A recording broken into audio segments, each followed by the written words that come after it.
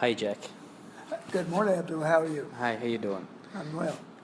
How you feel this morning? I'm doing well this morning. Mm-hmm. Got out and did my exercise already, so I'm feeling good. Mm-hmm. And what brings you here today? I have a problem, and I've had it for a very long time. And I guess I would describe it as being a little too self-centered Mm-hmm. and not reaching out and being the kind of friend or the kind of family member that I'd like to be to my extended family in particular. Mm-hmm. So your family is important to you. So you want to extend your relationship with them. I do, family, but also church members, just people I know, friends. I tend to have a few very close friends, and then I don't think of other people much until I haven't seen them for 5 years, and there they are. Mm-hmm. And I realized, well, wait a minute, they were once my close friend, and I've just kind of dropped them, and I've not reached out. I've focused on what I want to do all the time. Mm-hmm. What's happened at that time? I'm, I'm I live such a busy life, uh, and I think it's part of it relates all the way back to my experience in Vietnam that gave me a bit of an anxiety problem, Mm-hmm. and so I'm always eager and anxious to get something done and to move forward. I'm real task oriented, and so I don't know. It's just and that's something I've worked off and on for a lot of years, but then it'll just hit me how I called my mother yesterday. First time I talked to her in probably 3 or 4 weeks.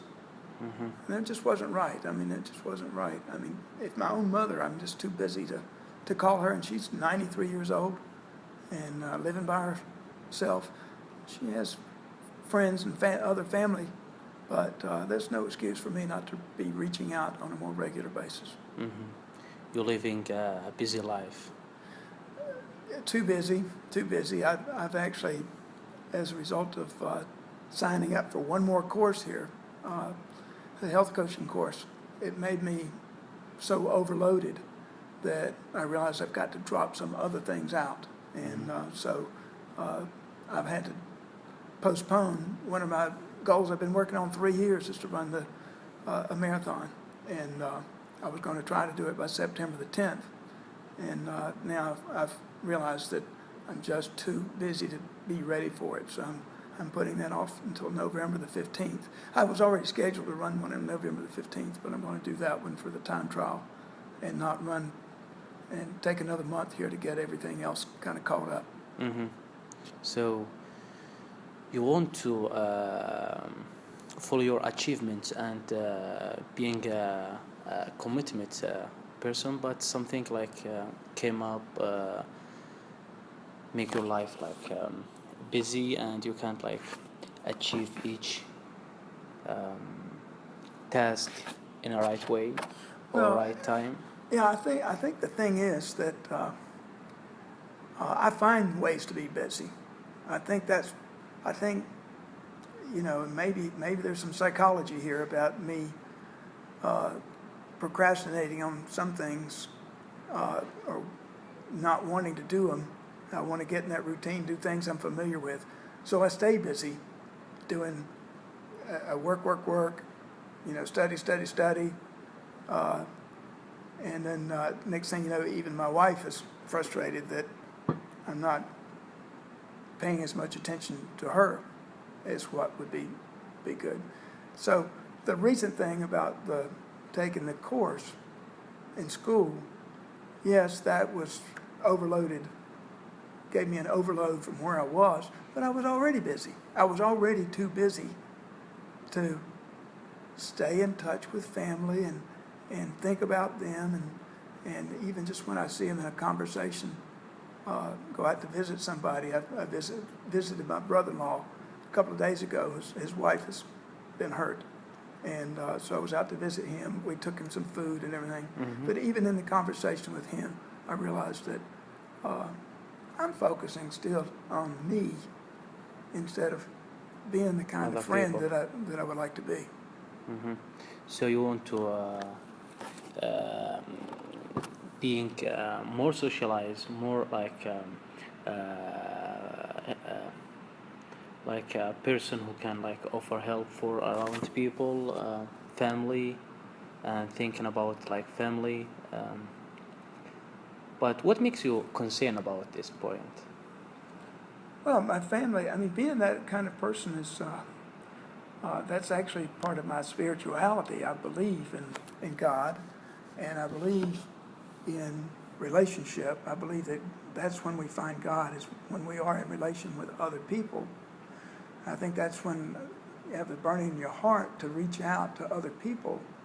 But then it's easy to lose that, and it's easy to just focus on your own self and not be the kind of person that God would have us to be, not be the kind of person that even a wife or a family member would like for you to be.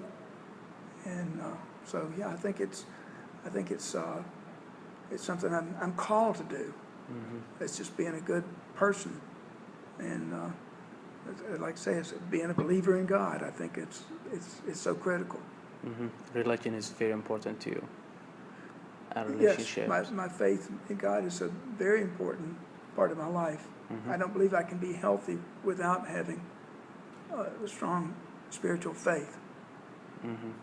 And how would you describe your life like before Vietnam, before you went to Vietnam, and you have like friends, a close relationship, and like your life these days? What Well, are some differences or comparison? How could you like compare between these two life? yeah, I think that some of the differences were a little bit of it was kind of an attention deficit disorder afterward that I've really we discovered. As soon I'd been I dated my girlfriend at that time. I met Marilyn when we were 16, and we dated. And so by the time I went to Vietnam and came back, she had already finished college. And so that had been 5 years since we'd first dated. So we got married just a month after my coming home from Vietnam.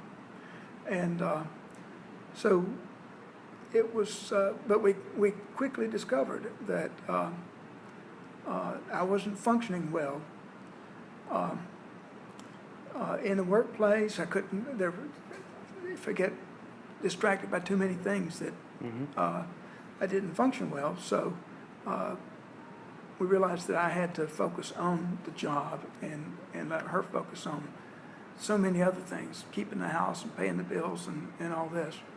And so, and then I also had sleep problems and a lot of different things that, and I've had counseling over that, but and some of the things I've got peripheral neuropathy that may be the result of breathing in Agent Orange in Vietnam. So there's so many side issues there that aren't going to be solved easily. But I think that if I could focus on family and close friends, and or maybe just have a set time every day that, or maybe 2 or 3, maybe morning and evening, but that a 30-minute time or 30-minute time, and just refuse to watch TV, refuse to get on and Facebook. Facebook could be part of the reaching out, but you know, that's not. I think I'm needing more to write a letter to like with my brother, where we had a little bit of a, not a falling out, but yeah, it's just, we've had a little bit of a bump in our relationship, and he's about my closest friend in the whole world, you know, and I need to write him a letter and let him know how I feel about some things, and then go see him or whatever it takes to make sure that I'm being the kind of brother that I want to be. you look forward to reorganize your life again, to have some space or time for people, for your relationships, and your religion. Well, yeah, I think I do pretty well as far as studying the Bible or studying for for Sunday school, and I lead some groups as far as my in religion. For example, I'm the kind of the head of a group called the uh, it's the Men's Fellowship, but we've got a name for it, Mixed Nuts. Hmm. And I wonder, what's a perfect or success life look like?